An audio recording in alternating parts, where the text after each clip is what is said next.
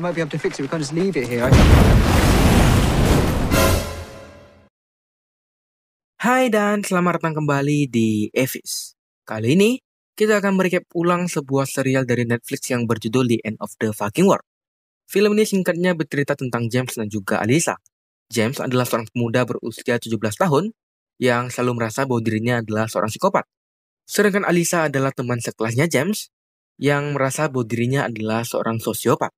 Sosiopat itu adalah istilah yang mengacu pada perilaku dan sikap antisosial. Sebelum kita lanjut ke ceritanya, jangan lupa untuk subscribe channel ini terlebih dahulu. Dan jangan lupa juga tekan logo lonceng di sebelahnya, agar kalian tidak ketinggalan setiap kelanjutan dari serial ini ataupun video-video lain dari Evis. Tanpa berpanjang lebar lagi, mari kita langsung saja ke cerita lengkapnya.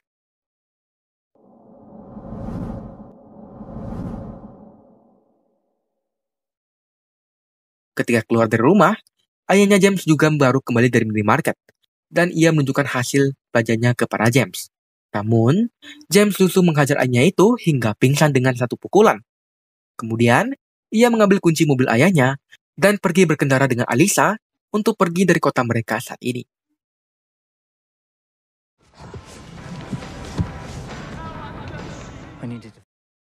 Mereka berhenti di sebuah restoran untuk makan.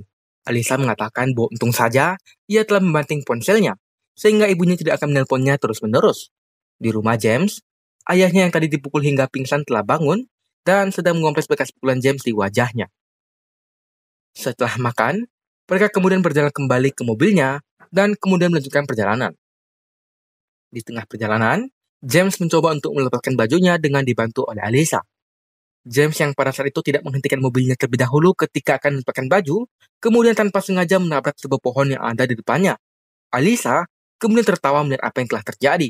Sedangkan James sangat terkejut dan sedikit ketakutan karena mobil ini adalah mobil kesayangan ayahnya. Singkatnya setelah itu, mereka kemudian keluar dari mobil dan melihat mobil yang saat ini sedang mengeluarkan asap tersebut. Alyssa kemudian mengajak James untuk pergi dan meninggalkan mobil itu, karena seharusnya mobil itu tidak lagi bisa diperbaiki. Sedangkan James berusaha untuk membujuk Alyssa agar mau menunggu sejenak, dan ia akan mencoba untuk memperbaiki mobil tersebut. Namun sayangnya, mobil itu meledak dengan cukup hebat. Tidak punya ide lain, James kemudian mengeluarkan sebuah ide untuk kembali dan pulang ke rumah dan melupakan rencananya untuk membunuh Alyssa. Seperti pada awal cerita, yang dimana ia mau diajak untuk pergi dari kota karena ia sudah berencana untuk mewujudkan sisi psikopatnya dengan membunuh Alyssa di tengah perjalanan mereka. Namun yang terjadi justru seperti ini, di mana mereka terjebak di sebuah tempat yang bahkan mereka sendiri tidak mengetahui lokasi dari mereka saat ini. Singkatnya, Alyssa menolak ajakan James yang mengajaknya untuk pulang ke rumah dan menyuruh James untuk memikirkan sebuah ide yang lebih baik selain pulang ke rumah. James yang mulai kesal, kemudian mulai membayangkan untuk membunuh Alyssa. Namun ia kembali mempertimbangkannya, karena jika ia membunuh Alyssa di sini, maka rongsokan mobil ayah James yang terbakar akan menuntun James menjadi tersangka pembunuh Alyssa. Singkat cerita, mereka kemudian berjalan bersama melintasi hutan, hingga mereka sampai ke jalan raya di ujung hutan, dan mencoba untuk mendapatkan sebuah tumpangan dari mobil-mobil yang melintas. Sejauh ini, tidak ada mobil yang mau berhenti untuk memberikan tumpangan kepada James dan Alyssa. James kemudian menanyakan hal tersebut kepada Alyssa, dan Alyssa dengan mudah mengatakan bahwa mungkin itu karena James yang saat ini sedang telanjang dada, sehingga tidak ada orang yang mau memberikannya tumpangan. Singkatnya, setelah mereka lama menunggu, akhirnya ada sebuah mobil yang mau berhenti dan memberikan mereka tumpangan. Hi. I'm heading down south, son. If it's any good to you. Yeah, thanks. Come on then. Di dalam mobil, si pengemudi kemudian minta Alyssa untuk mengambilkan sebuah sweater yang terletak di bagian belakang mobil untuk diberikan kepada James yang sedari tadi masih telanjang dada. Di sore harinya, mereka beristirahat sejenak di sebuah kafe kecil. Alyssa kemudian mengatakan kepada James bahwa orang yang memberikan mereka tumpangan sangat aneh, dan Alyssa mencurigai pria tersebut sebagai seorang pembunuh. Namun, James enggan menjawab Alyssa, dan tak lama dari itu, datang pria tadi dan membawakan mereka minuman untuk mereka minum bersama. Alyssa yang melihat dompet pria tersebut terbuka, kemudian melihat ada foto keluarga kecil dari pria ini. Ia pun kemudian menceritakan tentang keluarganya secara singkat kepada Alyssa dan juga James. Alyssa dengan tingkahnya yang menyebalkan, kemudian mengolok wajah anak dari pria tersebut dengan mengatakan bahwa anaknya terlihat seperti sebuah kentang. He does though, doesn't he? No.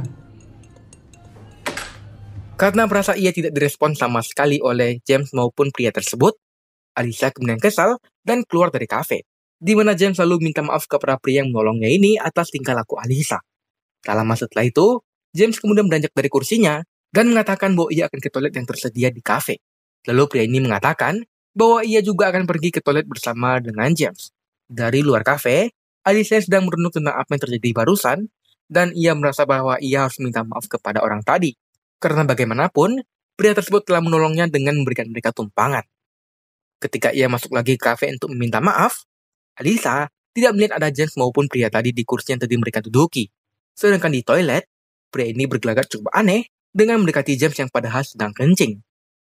Tangannya lalu terlihat bergerak memegangi tangan James yang waktu kecil ia ceburkan ke alat penggorengan ayahnya. Setelah itu, pria ini lalu mencium tangan James tersebut. Dalam hatinya, James mengatakan bahwa terkadang ia hanya membiarkan sesuatu terjadi, meskipun ia tidak menyukainya. Pria tadi kemudian menggerakkan tangan James sehingga membuat James sangat terkejut. Hingga akhirnya Alisa tiba di toilet dan terkejut melihat apa yang dilakukan oleh James dan si pria ini. Mereka yang mengetahui keberadaan dari Alisa kemudian segera menuturkan apa yang tadi dilakukan. Alisa kemudian bertanya, dan James langsung membantahnya. Are you gay? No, It's okay if you are, I'm not. but you should tell me if you are. Sedangkan pria tadi kemudian berjalan keluar dari toilet, namun ditahan oleh Alisa. Alisa kemudian menyuruh pria tersebut untuk memberikan dompetnya kepadanya. Pria tersebut awalnya menolak, namun Alisa mengancamnya bahwa ia akan pergi menemui anak dan juga istrinya dan mengatakan apa yang tadi ia lihat. Pria tersebut yang terpojok kemudian memberikan dompetnya kepada Alisa dan langsung pergi meninggalkannya. Di luar kafe, Alisa kemudian mengambil semua isi dompet pria tersebut dan membuang dompetnya. Setelah itu, mereka berjalan pergi dari kafe dan kemudian tiba di depan resepsionis hotel untuk memesan sebuah kamar agar mereka bisa bermalam di sana. Saat ini, mereka sudah berada di kamar hotel dengan rasa canggung yang luar biasa. James kemudian mencoba untuk menyalakan televisi agar bisa memecahkan kecanggungan yang terjadi. Alisa singkatnya kemudian pergi ke toilet dan ia terlihat menangis.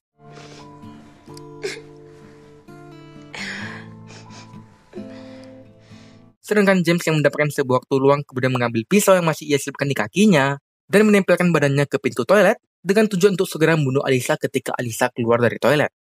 Namun, ia mendengar suara tangisan Alisa yang berada di toilet sehingga ia kembali berpikir ulang untuk membunuh Alisa.